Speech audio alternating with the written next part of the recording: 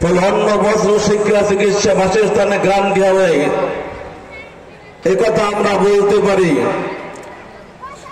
আসলে আপনাদের সকলকেই সেজন্য অতন্ত্র প্রহরীর দায়িত্ব পালন করে ডক্টর ডোজ দাওয়াত দিতে হবে মানুষের কাছে। ভোট একটি আমানত, আনতাদুল আমানাত ইলা আহলিহা।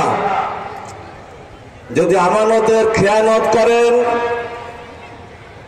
আখিরাতে আদালতের ময়দানে মাহশরে আল্লাহর কাঠগড়ায় দাঁড়াতে হবে, আসামির কাঠগড়ায়। এই কথাটাই আমরা জনতাকে বুঝাতে চাই। আসেন, অনেক মেহমান বৃন্দ আছেন,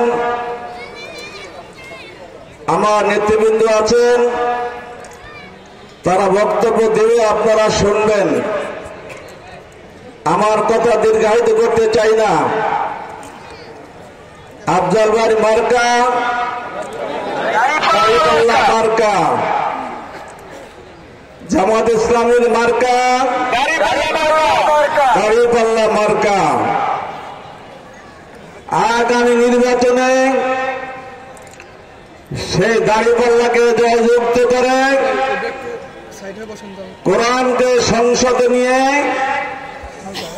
কোরআনকে সংসদ থেকে আইন চালু করা হবে। টোটাল বাংলাদেশ থেকে কোরআনের আইন দিয়ে চলবে।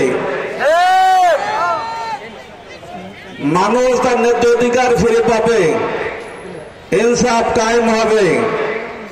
আসলে ইনসাফ কায়েমের কাছে আমরা সকলেই যার যে সাধ্য সেখানে আমরা কাজে লাগে। আমরা দাঁড়িপাল্লাকে জয়যুক্ত করে আল্লাহ দিন বিজয় করে আমরা ঘরে উঠবো, এই আশাবাদ ব্যক্ত করে আমার সংক্ষিপ্ত বক্তব্য শেষ করছি।